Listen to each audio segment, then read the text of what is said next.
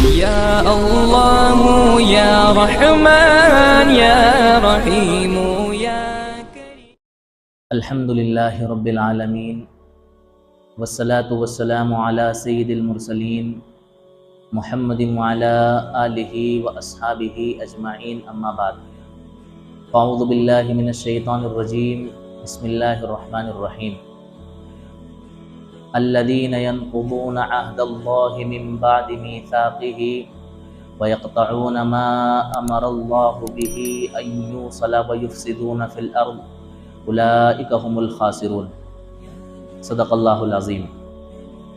وقال النبي صلى الله عليه وسلم ليس الواصل بالمكافي ولكن الواصل إذا قطعت رحمه وصلها او کما قال علیہ الصلوۃ والسلام.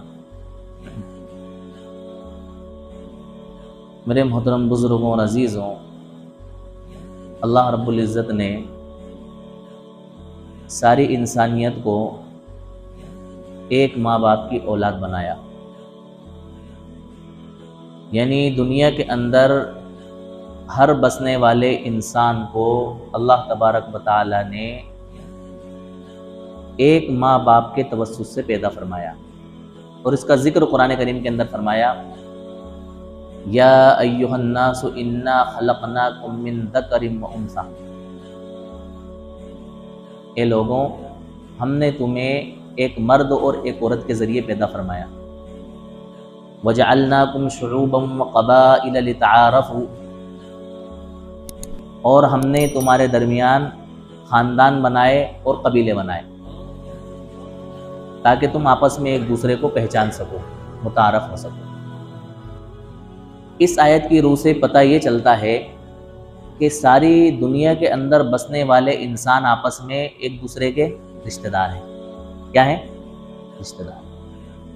کیونکہ ظاہر بات ہے سارے انسانوں کے ماں باپ ایک ہوئے تو سارے انسان رشتہ دار میں سارے انسان آپس میں ایک دوسرے کے کیا ہوئے؟ رشتہ دار ہوئے۔ اب یہ جو برادریاں بنی، خاندان بنے، قبیلے بنے، یہ اس لیے بنے تاکہ آپس میں ایک دوسرے کی پہچان آسان ہو جائے۔ بھئی محمد رفیق نام کا کوئی ایک شخص ہے، اب ہمیں اس کے بارے میں کوئی بات بتانا ہے تو ہم کہیں گے کہ بھئی رفیق بھائی کا ایسا ہو گیا، تو بہت سارے رفیق بھائی ہیں دنیا کے اندر، تو ہم کہیں گے کہ بھئی فلاں محلے کے، فلاں شہر کے، فلاں خاندان کے جو رفیق بھائی ہیں ان کے ساتھ اس طرح کا معاملہ ہوا ہے، تو بات آسانی سے کیا ہو جاتی ہے؟ سمجھ میں آ جاتی ہے۔ تو اللہ تعالیٰ نے یہ خاندان، یہ قبیلے اس لیے بنائے تاکہ آپس میں ایک دوسرے کی کیا ہو سکے؟ پہچان ہو سکے۔ بظاہر یہ ہمیں خاندان لگ رہے ہیں، قبیلے لگ رہے ہیں، لیکن حقیقت یہ ہے کہ سارے انسان ایک ماں باپ کی اولاد ہونے کی حیثیت سے آپس میں ایک دوسرے کے کیا ہیں؟ رشتہ دار ہیں۔ یہ الگ بات ہے کہ رشتہ داریاں کچھ دور کی ہیں اور کچھ قریب کی ہیں۔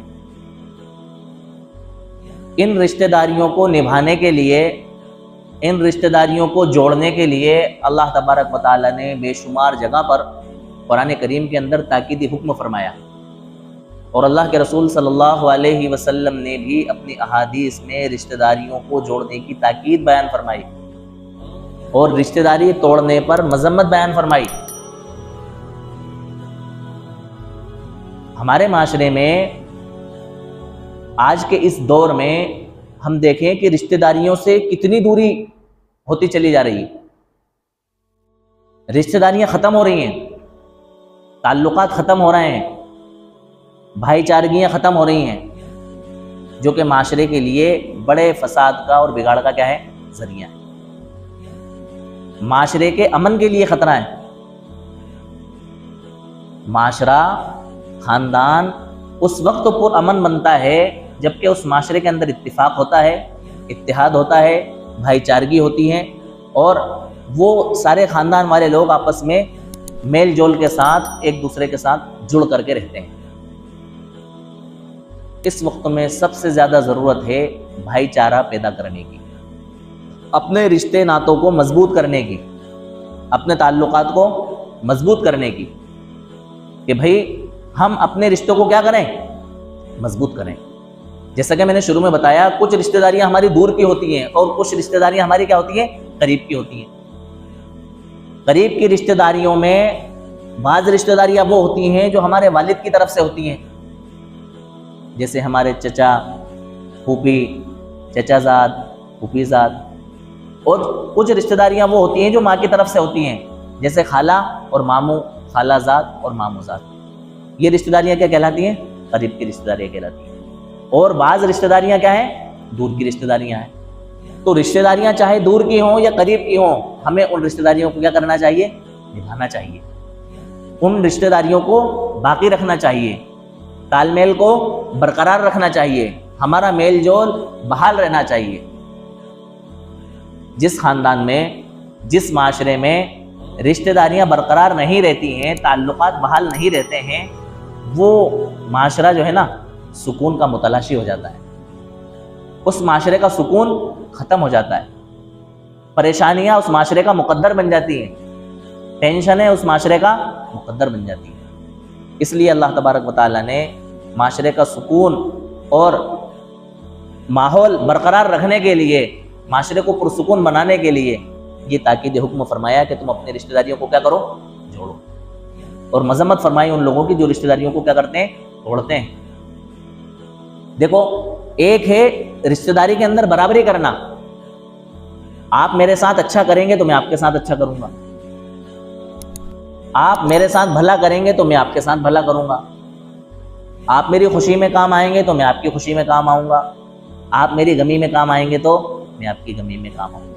یہ رشتہ داریوں کو جوڑنا نہیں ہے، اور ایسا ہی ہو رہا ہے معاشرے میں، یہ رشتہ داری کو جوڑنا نہیں ہے، بلکہ یہ تو کیا ہوا؟ برابری کرنا ہوا۔ رشتہ داری کو جوڑنا تو یہ ہے کہ جو آپ سے رشتہ داری توڑے اس کے ساتھ آپ کیا کرو؟ رشتہ داری جوڑو۔ سل من قطع، جو آپ سے کٹ رہا ہے اس سے آپ کیا کرو؟ جڑو۔ بہت زیادہ طور پر جو ہے نا زمانہ تبدیل ہو چکا ہے اور چینج ہو چکا ہے۔ جس کسی کے پاس 4 پیسے آ جائیں وہ اس دور میں آج کسی کو کچھ نہیں سمجھ رہا ہے، سب سے بڑا بادشاہ ہے وہ۔ 30-35 ہزار روپے کی انکم کسی بھی طرح سے کس بندے کے پلے پڑ جائے مہینے کی، بزنس کے ذریعے، تجارت کے ذریعے، کرائے کے ذریعے، مزدوری کے ذریعے، کسی بھی طرح سے منیمم 30 سے 35 ہزار روپے ماہانہ اگر کسی کو سیلری مل جائے تو وہ اس وقت کا اپنے آپ کو اڈانی اور امبانی سمجھ رہا ہے۔ کیا سمجھ رہا ہے؟ کسی کو گنتی میں ہی نہیں لیتا، نہ چاچا کو گنتی میں لے گا، نہ تایا کو گنتی میں لے گا، نہ بہنوں کو گنتی میں لے گا، نہ پھوپھیوں کو گنتی میں لے گا، نہ ماموں زادوں کو گنتی میں لے گا، نہ خالہ زادوں کو گنتی میں لے گا۔ بس صرف گنتی اس کی خود کی اور اس کے پیسوں کی گنتی ہے۔ اس کو ختم کرنا ہے، اس کو ہماری زندگی سے، معاشرے سے کیا کرنا ہے؟ ختم کرنا ہے۔ چند کوڑیوں نے اس کو جو ہے نا سارے رشتہ داروں سے دور کر کے رکھ دیا۔ ایسا نشہ پیسے کا چڑھتا ہے انسان کو کہ بھائیوں سے برا ہو کے بیٹھ جاتا ہے۔ وہ بھائی جو زندگی میں ساتھ پلے بڑے، ایک چھت کے نیچے رہے، ایک ساتھ پڑھے، ماں باپ نے ایک ساتھ ان کی پرورش کی، آپس میں ان کو پالا پوسا، شادیاں کی، رشتے کیے، ان ماں باپ کو بھی کیا کر دیتا ہے؟ بھولا بیٹھتا ہے۔ آپ نظریں دوڑائیں اپنے ارد گرد، ایسے لوگ آپ کو آسانی سے مل جائیں گے، بغیر ڈھونڈے مل جائیں گے، ڈھونڈنے کی ضرورت ہی نہیں پڑے گی۔ 4 پیسے کمانے کے بعد ان کا دماغ 7ویں آسمان پر ہے اور وہ کسی کو کچھ سمجھنے کو تیار نہیں ہے۔ ہر انسان کو حقیر سمجھ رہے ہیں، کمتر سمجھ رہے ہیں، کمزور سمجھ رہے ہیں، غریب سمجھ رہے ہیں، بھکاری سمجھ رہے ہیں، محتاج سمجھ رہے ہیں، اور اپنے رشتہ داروں سے اپنی رشتہ داری جوڑنے میں اور ان کے ساتھ تعلقات نبھانے میں اپنی کمتری محسوس کر رہے ہیں، اپنی حقارت محسوس کر رہے ہیں۔ ہم تو بڑے آدمی ہیں، ہم تو پیسے والے ہیں، ہمارے رشتہ دار کیا ہیں؟ کمزور ہیں۔ اگر ہم کسی کو یہ بتائیں گے کہ یہ ہمارے رشتہ دار ہیں تو اس میں تو ہماری ذلت ہوگی۔ کیا ہوگی؟ ہماری ذلت ہوگی، ہماری رسوائی ہوگی۔ اللہ کے رسول صلی اللہ علیہ وسلم نے ایسے لوگوں کے متعلق فرمایا کہ جو شخص کسی اپنے رشتہ دار سے حقارت کی بنا پر تعلقات کو ترک کرتا ہے اور چھوڑتا ہے، کل قیامت کے دن وہ اللہ تعالیٰ کی رحمت سے کیا ہوگا؟ محروم ہوگا۔ اللہ تعالیٰ کی رحمت سے کیا ہوگا؟ ایسا شخص محروم ہوگا جو اپنے رشتہ داروں سے صرف حقارت کی بنا پر تعلقات کو کیا کر دیتا ہے؟ ختم کر دیتا ہے کہ یہ تو کمزور ہیں، غریب لوگ ہیں، یہ میری شایان شان لوگ نہیں ہیں۔ اس لیے ہمیں اپنے آپ کو ہر حال میں اللہ تعالیٰ کا بندہ اور اللہ تعالیٰ کے احکامات کا پابند بنانا چاہیے۔ شریعت جو کہتے ہیں نا ہم کہ بھئی شریعت کیا کہتی ہے، شریعت کیا کہتی ہے، شریعت کیا کہتی ہے، حقیقت یہ ہے کہ حقوق کی ادائیگی کا نام شریعت ہے۔ کائے کا نام شریعت ہے؟ حقوق کی ادائیگی کا۔ حقوق دو طرح کے ہیں۔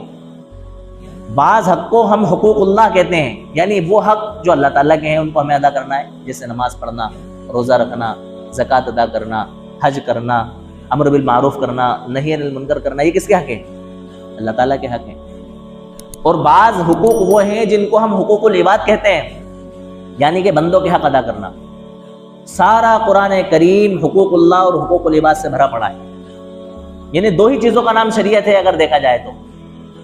اللہ تعالیٰ کے حق ادا کرنے کا نام شریعت اور اللہ کے بندوں کا حق ادا کرنے کا نام شریعت۔ اب اللہ کے بندوں میں والدین کے حق ہیں، اولاد کے حق ہیں، شوہر بیوی کے حق ہیں، پڑوسیوں کے حق ہیں، رشتہ داروں کے حق ہیں، غربا مساکین اور یتیموں کے حق ہیں۔ یہ سارے حقوں کی پھر کیا ہے؟ الگ الگ ڈیٹیل ہے۔ ان میں کچھ حق جو ہے قریب کے ہیں، کچھ حق جو ہے دور کے ہیں۔ یہ ساری چیزیں پھر اللہ تعالیٰ نے کھول کھول کر کے بیان فرمائی۔ اگر ان دونوں حقوں میں سے کسی بھی حق میں ہم سے کمی ہو رہی ہے تو ہم اپنے دین کے اندر ناقص ہیں اور ادھورے ہیں۔ ہم گویا کہ کامل طور پر اللہ تعالیٰ کا حق ادا نہیں کر رہے ہیں، یا کامل طور پر جو بندوں کا حق اللہ تعالیٰ نے ہمارے ذمہ دیا ہے اس کو ہم حق ادا نہیں کر رہے ہیں۔ تو دو چیزوں کا نام شریعت ہے، حقوق اللہ اور حقوق العباد۔ حقوق اللہ بھی ہمیں پورے طریقے سے ادا کرنا ہے اور حقوق العباد بھی ہمیں مکمل طریقے پر ادا کرنا ہے۔ ان دونوں میں سے کسی حق میں اگر ہم سے کوتاہی اور غفلت سے کام لیا جا رہا ہے یا لاپرواہی ہو رہی ہے تو ہم اپنا حق ادا کرنے میں ناقص اور ادھورے ہیں۔ ہمیں اس حق کو مکمل کرنے کی کوشش کرنا چاہیے اور پورا کرنے کی کوشش کرنا چاہیے۔ اللہ تعالیٰ نے قرآن کریم کے اندر فرمایا والذین ینقضون عہد اللہ من بعد میثاقہ، اور وہ لوگ جو اللہ تعالیٰ سے عہد کرنے کے بعد عہد کو توڑ دیتے ہیں، وَيَقْطَعُونَ مَا أَمَرَ اللَّهُ بِهِ أَن يُوصَلَ، اور جن چیزوں کو، جن رشتہ داریوں کو اللہ تعالیٰ نے جوڑنے کا حکم دیا ان کو توڑتے ہیں، وَيُفْسِدُونَ فِي الْأَرْضِ، اور زمین کے اندر کیا بچاتے ہیں؟ فساد مچاتے ہیں، أُولَٰئِكَ هُمُ الْخَاسِرُونَ، یہی لوگ کیا ہیں؟ نقصان اٹھانے والے ہیں، گھاٹا اٹھانے والے ہیں۔ دیکھو جب انسان رشتہ داری سے کٹتا ہے اور ہٹتا ہے تو فطری طور پر انسان میں نفرت پیدا ہوتی ہے، بغض پیدا ہوتا ہے، عناد پیدا ہوتا ہے، دشمنی پیدا ہوتی ہے، کینہ پیدا ہوتا ہے، نفرتیں جنم لیتی ہیں۔ جب یہ چیزیں پیدا ہوتی ہیں تو پھر لڑائی جھگڑے پنپتے ہیں۔ کیا پنپتے ہیں؟ لڑائی جھگڑے پنپتے ہیں۔ پھر لڑائی جھگڑے پنپتے ہیں تو یہ باتیں جو ہے نا کورٹ کچہریوں تک پہنچتی ہیں، بڑے پیمانے پر جو ہے نا پہنچتی ہیں، پھر اس کے بڑے بڑے نقصانات ہوتے ہیں جس کی وجہ سے زمین کے اندر فتنہ اور فساد برپا ہوتا ہے۔ جب حق کی ادائیگی نہیں ہوتی ہے تو لڑائی جھگڑے ہوتے ہیں، اور حقوق کی ادائیگی ہو جاتی ہے تو لڑائی جھگڑے نہیں ہوتے۔ اس لیے انسان کو یہ چاہیے کہ انسان جس کا جو حق ہے نا وہ حق دے دے، جس کا جو حق ہے وہ حق دے دے، صرف مالی طور پر نہیں، ہر اعتبار سے جس طرح کا جس کے ساتھ جو حق ہے اس حق کو ادا کر دے تو کسی طرح کا کوئی ٹینشن، کسی طرح کا کوئی لڑائی جھگڑا اور کسی طرح کی کوئی بات ہی پیدا نہیں ہوتی۔ ایک جگہ اللہ تبارک و تعالیٰ نے لعنت فرمائی ایسے لوگوں پر جو کہ رشتہ داریوں کو توڑتے ہیں اور رشتہ داریوں کو ختم کرتے ہیں۔ اللہ تعالیٰ نے فرمایا فَهَلْ عَسَيْتُمْ إِن تَوَلَّيْتُمْ أَن تُفْسِدُوا فِي الْأَرْضِ وَتُقَطِّعُوا أَرْحَامَكُمْ أُولَٰئِكَ الَّذِينَ لَعَنَهُمُ اللَّهُ فَأَصَمَّهُمْ وَأَعْمَىٰ أَبْصَارَهُمْ۔ کیا ہو گیا ہے کہ تم لوگ جو ہے زمین کے اندر فتنہ اور فساد کرتے ہو، وَتُقَطِّعُوا أَرْحَامَكُمْ، اور اپنی رشتہ داریوں کو توڑتے ہو، أُولَٰئِكَ الَّذِينَ لَعَنَهُمُ اللَّهُ فَأَصَمَّهُمْ وَأَعْمَىٰ أَبْصَارَهُمْ، یہی وہ لوگ ہیں جن کے اوپر اللہ تعالیٰ کی لعنت ہے اور اللہ تعالیٰ نے ان کو بہرا اور اندھا بنا دیا ہے۔ اس آیت کی روشنی میں پتہ یہ چلتا ہے کہ ہمیں اللہ تعالیٰ کے حق کو پہچاننا چاہیے اور اللہ تعالیٰ کے بندوں کے حقوق کو بھی پہچاننا چاہیے۔ دیکھو یہ جو رشتہ داری ہے نا، رشتہ داری اس نے اللہ تعالیٰ سے شکایت کی۔ حدیث پاک کے اندر آتا ہے کہ جب اللہ تعالیٰ نے ساری مخلوق کو پیدا فرما دیا، اس کے بعد رشتہ داری اللہ تعالیٰ کے سامنے کھڑی ہو گئی۔ بعض روایتوں میں آتا ہے کہ اللہ تعالیٰ کے عرش کا پایا پکڑ کر کھڑی ہو گئی اور اللہ تعالیٰ سے شکایت کی۔ اب آپ یہ سوچیں گے کہ بھئی رشتہ داری کوئی جسم تو ہے نہیں، اس نے کیسے اللہ تعالیٰ کے عرش کو پکڑا، اللہ تعالیٰ کے عرش کے پائے کو پکڑا اور اللہ تعالیٰ کے سامنے کھڑی ہو گئی۔ جیسے کوئی جسم ہوتا ہے، باڈی ہوتی ہے، تو وہ تو کھڑا ہونا اس کا سمجھ میں آتا ہے، لیکن رشتہ داری جو ہے یہ کوئی ایسی دکھنے والی یا مجسمے والی یا تصویر والی یا ایک बॉडी वाली कोई ऐसी चीज नहीं है जो कि क्या हो जाए, खड़ी हो जाए। तो इस टेंशन में हमें जाने की जरूरत नहीं है। किस कैफियत में खड़ी हुई, कैसे खड़ी हुई, कैसे बातचीत करी, इसका मामला हम किसके सुपुर्द कर दें, अल्लाह और उसके रसूल के सुपुर्द कर दें कि किस अंदाज में खड़ी हुई, इसको अल्लाह जानते हैं और उसके रसूल जानते हैं।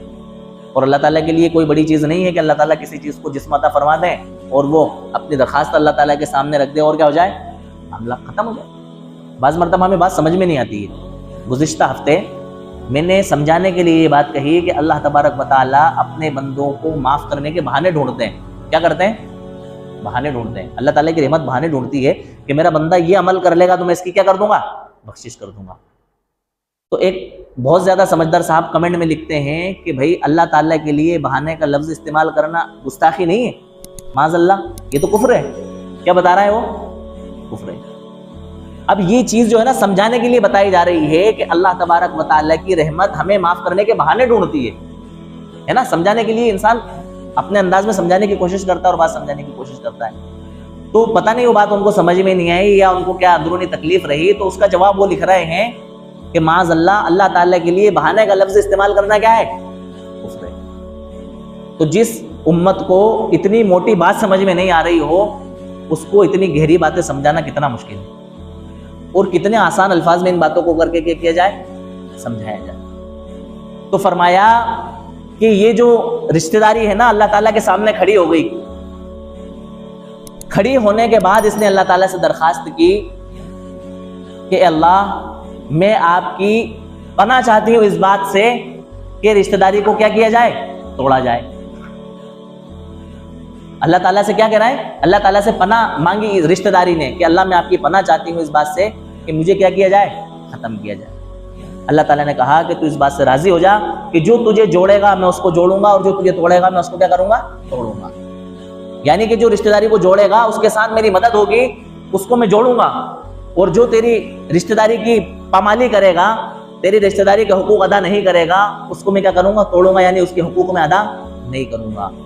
अल्लाह तबारक व तआला ने जब ये बात रिश्तेदारी से कही तो रिश्तेदारी ने कहा अल्लाह ताला मैं तेरे इस फैसले पर क्या हूँ, राजी हूँ। इस हदीस की रोशनी में हमें बात ये पता चली कि जो शख्स रिश्तेदारी के हुकूक अदा करता है, रिश्तेदारी को जोड़ता है, वो अल्लाह ताला की रहमत में होता है, अल्लाह ताला की मदद में होता है। अल्लाह तबारक व तआला उसको जोड़ते हैं, अल्लाह ताला की मुआवनत और मदद उसके साथ होती है। और जो शख्स रिश्तेदारी को नहीं जोड़ता है, रिश्तेदारी को तोड़ता है, रिश्तेदारी को ख़त्म करता है, तो ऐसी सूरत में अल्लाह ताला की मदद उसके साथ नहीं होती है, बल्कि अल्लाह तबारक व तआला भी उसके हुकूक को ज़ाया कर देते हैं, पामाल कर देते हैं, और वो अल्लाह ताला की रहमत से क्या हो जाता है, महरूम हो जाता है। एक जगह पर अल्लाह के रसूल सल्लल्लाहु अलैहि वसल्लम ने फरमाया कि रिश्तेदारी को तोड़ने वाला जन्नत में नहीं जाएगा। काय में नहीं जाएगा? जन्नत में नहीं जाएगा।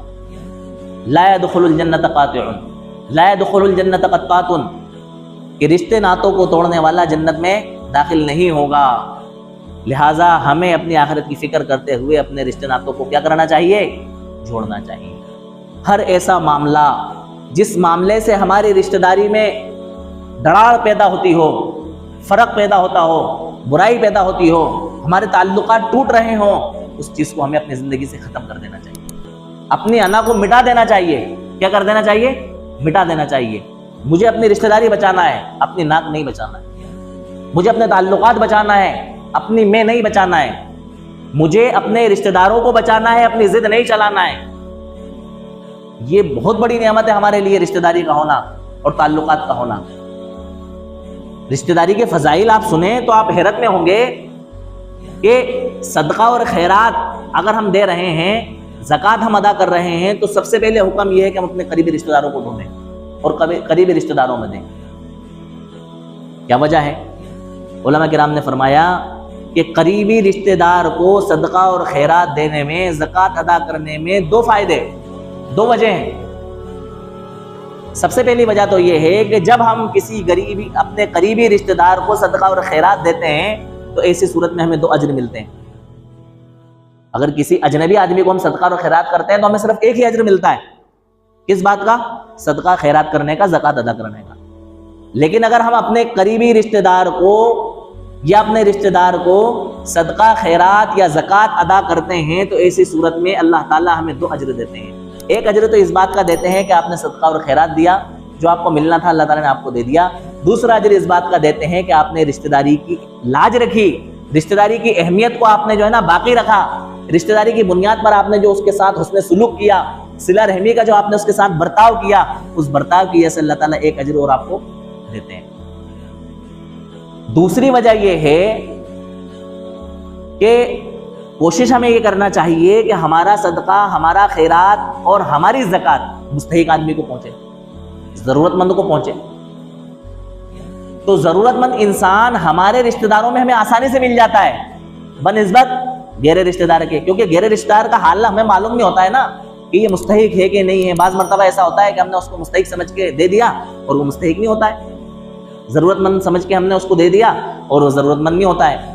لیکن جو رشتہ دار ہمارا ہوتا ہے, ہم اس کی مالی کنڈیشن سے, اس کے گھریلو حالات سے واقف ہوتے ہیں, ہمیں پتہ ہوتا ہے کہ اس کی مالی کنڈیشن کیا ہے, اس کے مالی حالات کیا ہے, لہٰذا ہم اس کو مستحق ہونے کی بنیاد پر اس کا تعاون کر دیتے ہیں, جس کی وجہ سے اس کو کیا ہو جاتا ہے, سہارا مل جاتا ہے. تو مال خرچ کرنے کی ترغیب جو ہے نا سب سے پہلے کس میں ہے, رشتہ داروں کے اندر ہے. اچھا ایک بات اور دیکھو, ہمارے شریعت کا ضابطہ دیکھو کتنا پیارا ہے.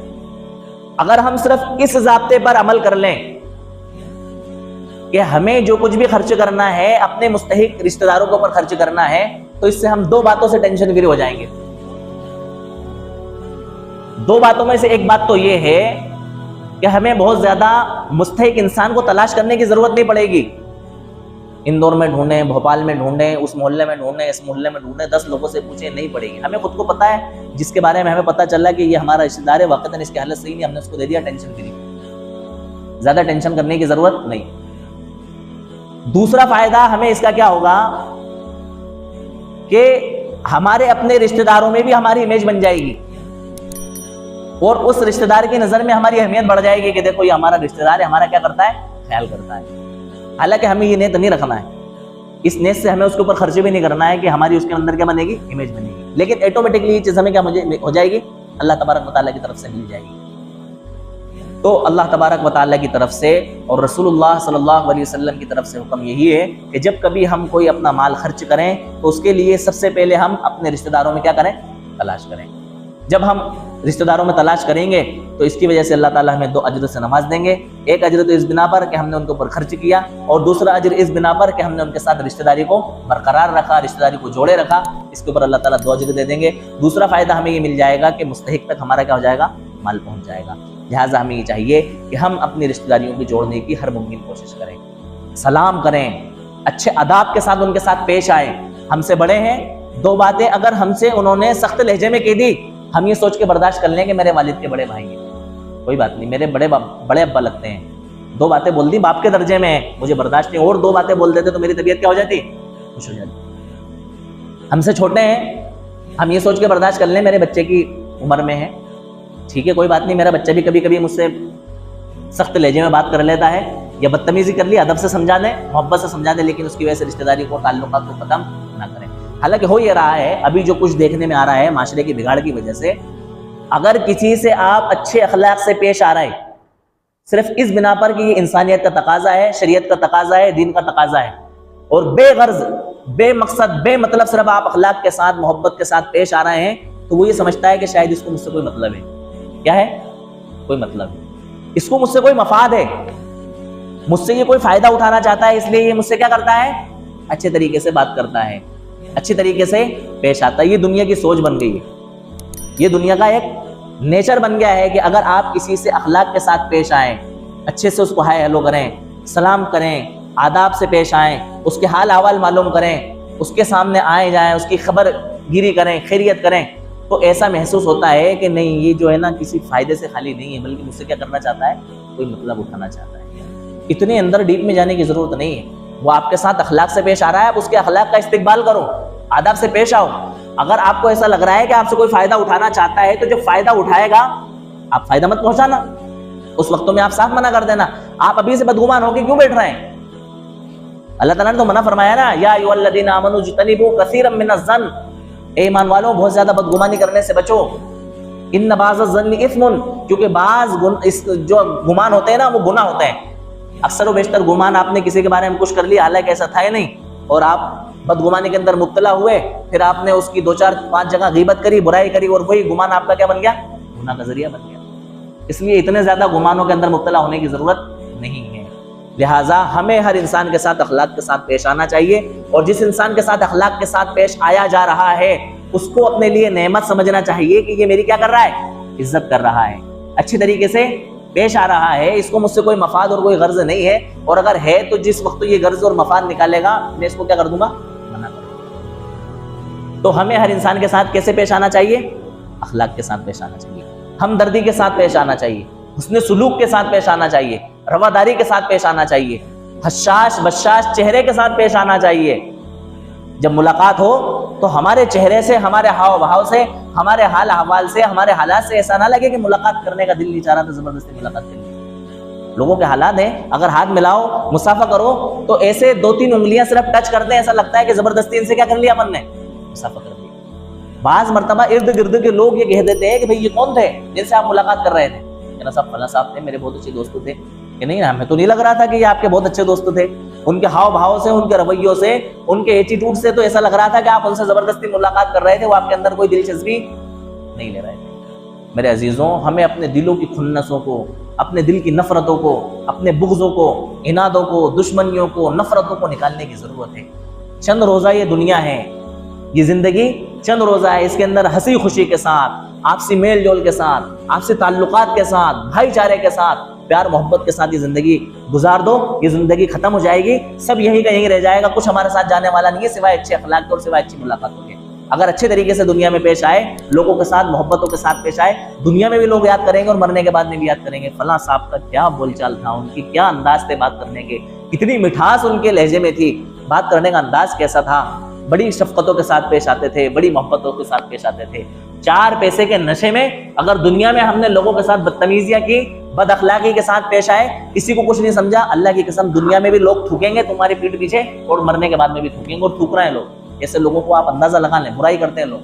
اگر کسی جگہ ان کا حادثہ ہو جائے اور کسی طرح کی کوئی کنڈیشن خراب ان کے ساتھ پیش آ جائے، لوگ ان کی خبر گیری نہیں کرتے ہیں۔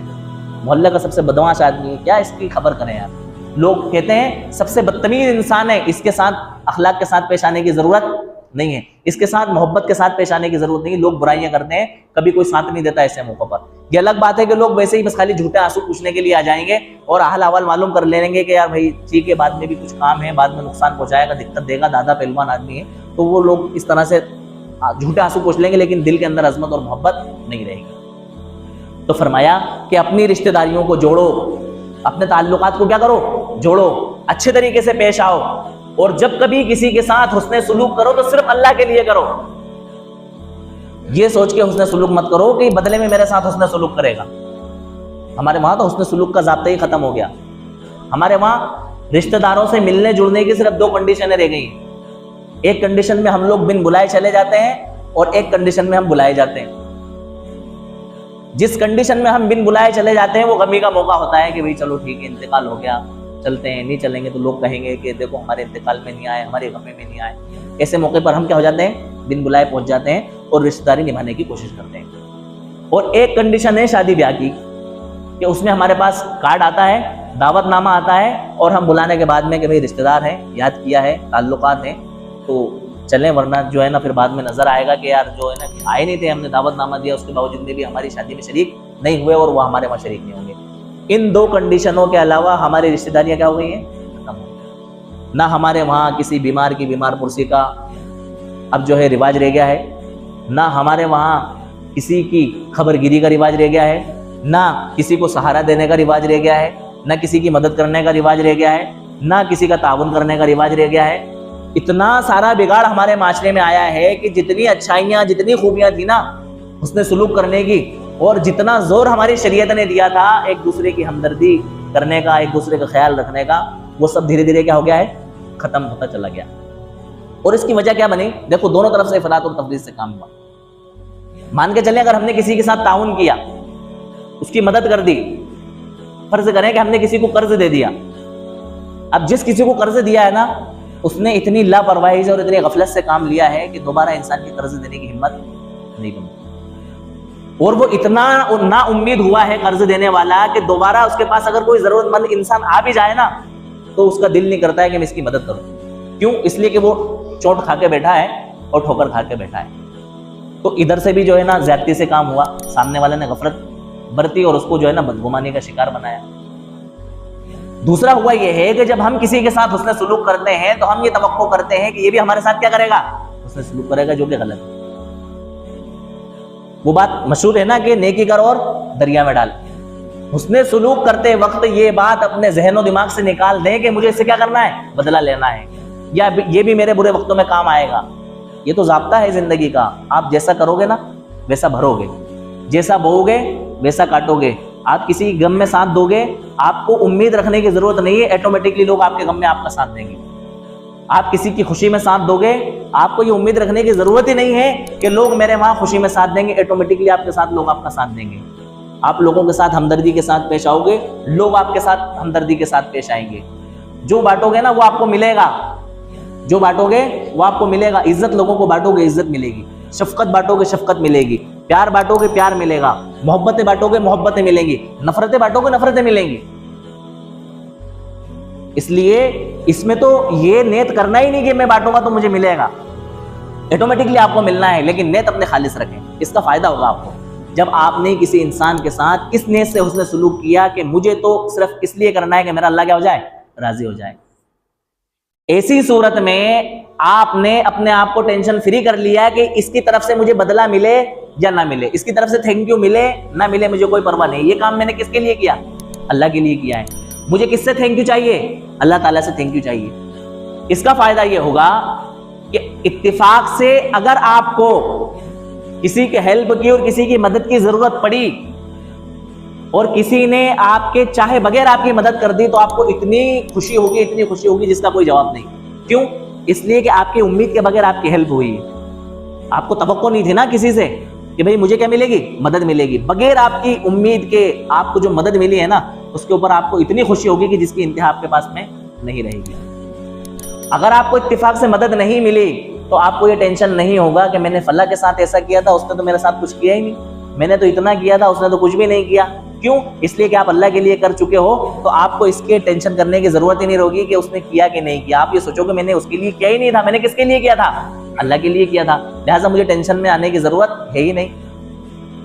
دوسری چیز دماغ میں یہ بٹھا لو کہ یہ دنیا جو ہے نا, یہ دنیا دکھ کا جہان ہے. کائے کا جہان ہے؟ دکھ کا. اگر نعمت اتفاق سے مل جائے تو اللہ کا شکریہ ادا کریں کہ اللہ تعالیٰ نے میرے اوپر انعام فرمایا, اپنی نعمتوں سے مجھے کیا کر دیا, نواز دیا. اور اگر دکھ آ جائے تو دماغ میں یہ بٹھائیں کہ یہ تو آنا ہی تھا, میرے مقدر میں تھا, آ گیا, لہٰذا مجھے اس میں ٹینشن لینے کی اور ضرورت ہی نہیں ہے.